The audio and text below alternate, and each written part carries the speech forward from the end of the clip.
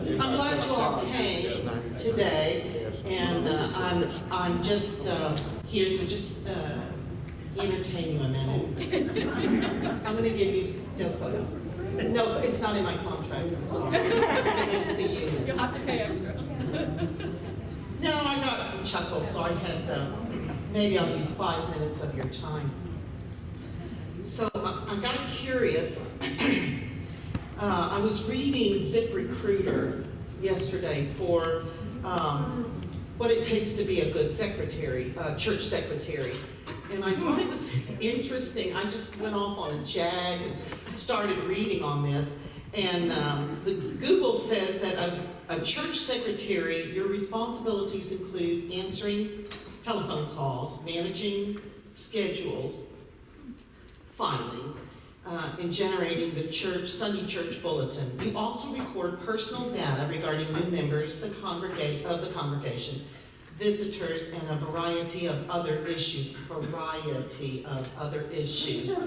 affecting the church. ZipRecruiter says, to be a good church secretary has a combination of administrative experience, organizational skills, and friendliness.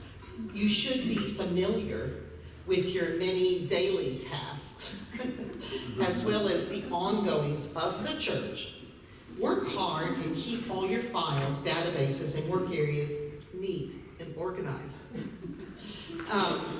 But then as I began to go through the internet, I kept seeing these mugs and sweatshirts and things with slogans, and it says, I see sweatshirts with church secretary. We do precision guesswork based on unreliable data provided by those of questionable knowledge. And then church secretary, because superhero is not an official title. And these two things aren't going together. I'm saying these are two different ideas. And then I see synonymous with genius, wizard, magician. So then I read a little further, and there's this mug that says, being a church secretary is easy. It's like riding a bike, except the bike is on fire. Everything is on fire, and you're in hell. So I don't know, ZipRecruiter and the reality are two different things. I loved, I know y'all did too, one of the things I really enjoyed with May making the church bulletin was she would have like sometimes a little page with Sunday bulletin bloopers, doggone advice, quotations. Okay. I have the heart, I guess, of a historian. I keep these things, a lot of them, and I cut them out and I pin them places because I enjoy them. So I love, some of these were ones that I had cut out. This is Sunday bulletin bloopers that she gave to us to cheer us up. Don't let worry kill you. Let the church help. At evening service tonight, the sermon topic will be, what is hell? Come and listen to our choir practice. Weight Watchers will be meeting at 7 o'clock at the First Presbyterian Church. Please use the large double doors. Pastor is on vacation this week. Massages can be given to the church secretary. Then under doggone advice, some of my favorites were, never pass up the opportunity to go for a joyride. When it's in your best interest, practice obedience. Avoid biting when a simple growl will do. Eat with gusto and enthusiasm. Good quotations were that I loved. It's never too late to be what you might have been. This too shall pass. And almost right is still wrong. Love reduces friction to a fraction. I like that one. Some people are so indecisive that their favorite color is black. And my last one I really loved, it was probably my favorite, you are enough. Accept the reality that you are enough. just as you are, and your entire life will change. We are conditioned to feel that we are less than, that we are lacking, that we are cursed by a scarcity of courage, or ambition, or beauty, or intelligence, and the list never ends. This is false. You are not lacking, not at all.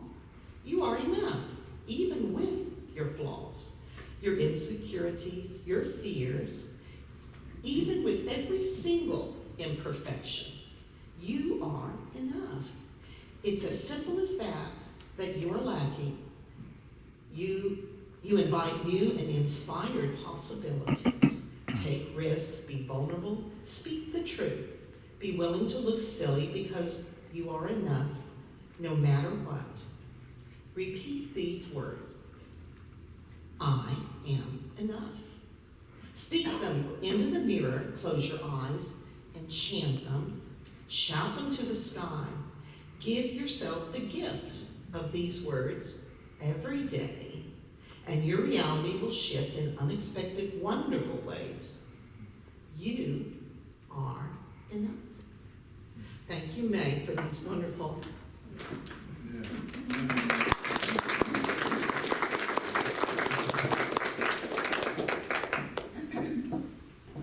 I can't let this day pass without saying a few words for somebody who's been, she doesn't like being called a pastor secretary, she's a church secretary, but the church secretary in the church that I've pastored, she's been that secretary for 35 years in the church we pastored in Baltimore and here. And so I wrote out a 40-minute sermon.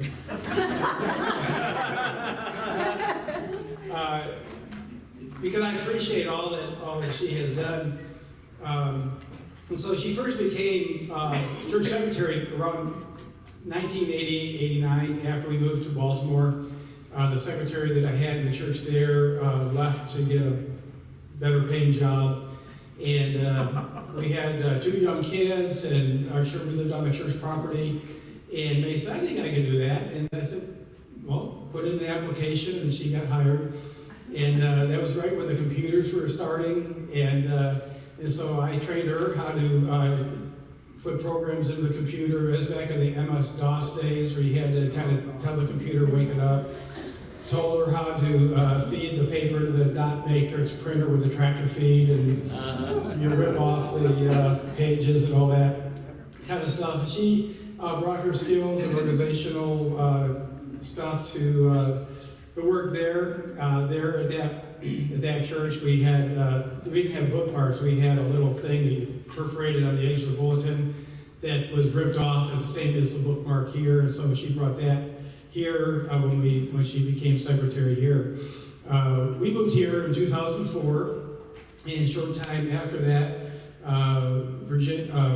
Joyce Brandon was the secretary here at that time, and I'd come into the office, and Joyce was the secretary, and Judy Abbott came in to help, and Virginia Perkins came in to help, and Leslie Collins came in to help Joyce do the secretarial stuff. And so it was really noisy in the church office, a lot of activity. And Joyce was in her 70s, and she started being a little unable to do the work, and so she resigned. And there was a void for a secretary, and May put her application in because she had the experience in Baltimore. And so but she had a condition, or two conditions. One, instead of working 32 hours a week, she only wanted to work 16. And instead of making $24,000, she only wanted to make $12,000. So she cut the hours in half and cut the salary in half. And I was like, well, why not? We can't lose with that. And so he was the chairman of the deacons at the time. And so that changed. And she was hired and started doing different things there in the church office, and bringing some creativity to the bulletins and her clip art and all that kind of stuff. And then Charles Pipes was our church administrator, treasurer, and I received a phone call from his son. Dr. Charles Pipes was a veterinarian, and he said, my dad can no longer be the treasurer at your church because you're killing him. because he just can't, he's working too hard, and you need to find someone else to do his job. So I communicated that to the deacons and started to consider who could take up that responsibility, and they said, I think I can do that. And so she volunteered to add that to her responsibilities. And so Charles trained her in a couple of weeks and told her how he did things, and he was real gracious in helping her learn. She was able to catch it and did a great, efficient job with that. Also, we had Bramble Dutton, you remember him? He was chairman of the missions committee, and he would come to church every Sunday morning at 9:30, and he would take the missionary newsletters and read over them and pray for missionaries every Sunday morning. And then he would post the missionary newsletters on the bulletin board in the narthex. Well, he was getting older and unable to carry that responsibility on, so we needed someone to put the bulletin, take care of the bulletin board of the narthex. And so May said, I can do that. And so he added that to her responsibility. Virginia Perkins, some of you remember her, she was also on the missions committee. And she used to write the mission paragraphs that were put into the church bulletin. And she got older and no longer able to do that, so we still needed a mission paragraph. And I said, I can do that. And so she added that to her responsibilities. May has added a lot of things in her job to serve the church. She loved what she did, and she was very, very efficient. She kept her office well organized. If any of you ever looked at my office, you can tell opposites attract. And so it's just been a real joy to have her by my side as the church secretary, working together, and I appreciated her organizational skills, her ability to be aware of the pulse of the congregation. She started to do the attendance. We have an attendance sheet. Actually, you're on that. We get a check mark after your name. Part of that is when we see someone's attendance change, we can check up on that person and follow up. Taking care of the visitor letters. When someone makes a contribution to the church as treasurer, she takes care of recording all that, sending out your statements for that. She takes care of mailings to people that send in memorial gifts, and she also developed a memorial book where we have a record of people who have died and money that's been received. And so when we spend memorial money, we try to connect back with the family to let them know how the money is being used.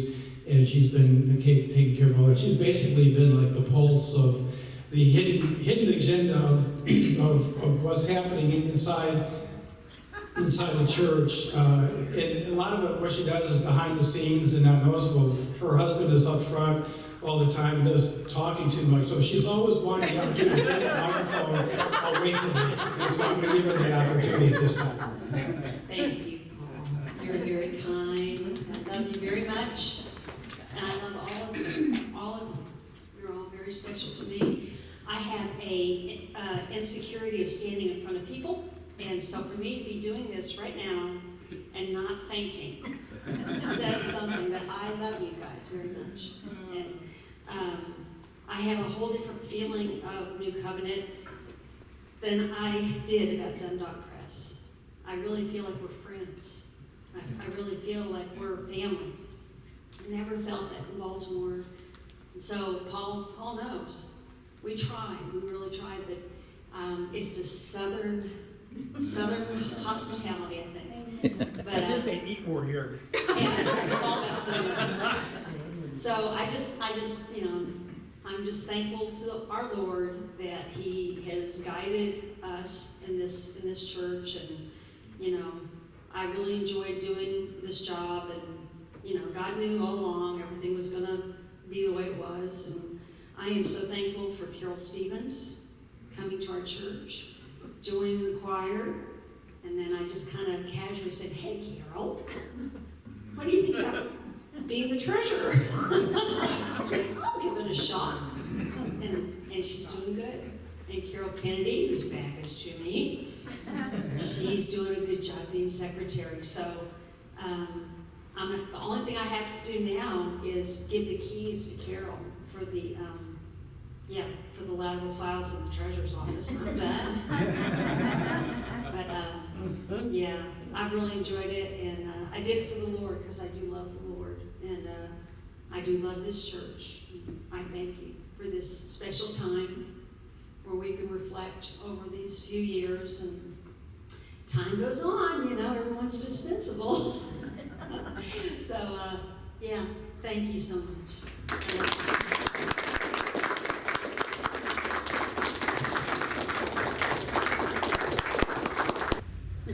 Say so? Please. Thank you. I appreciate that as well.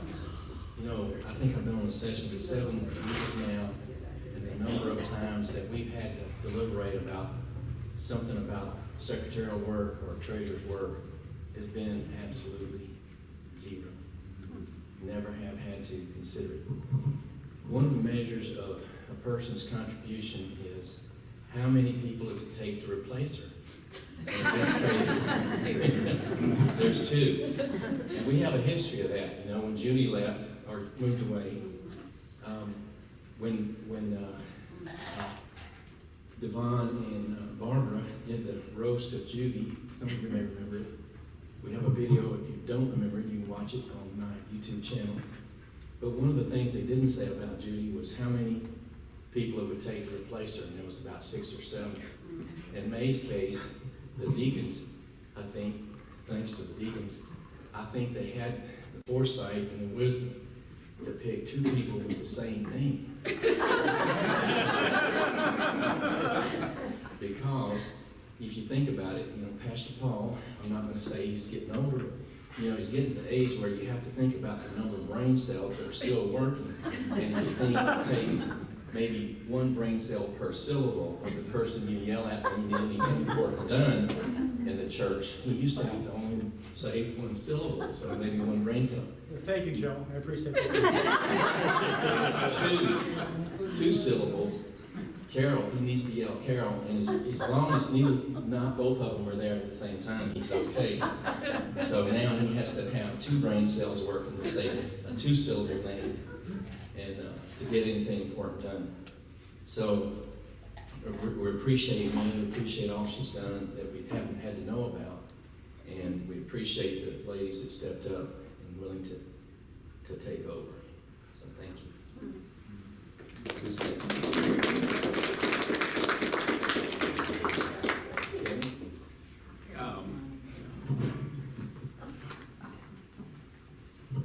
What can you say, May?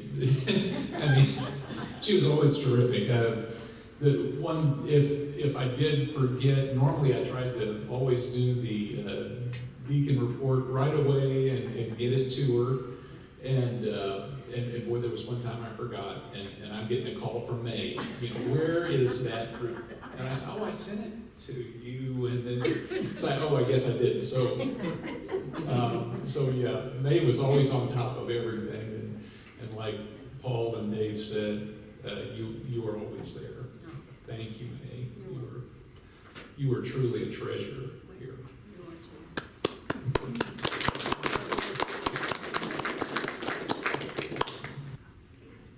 There's more cake. It's true. It's like Kleenex. No, one goes, one goes, right?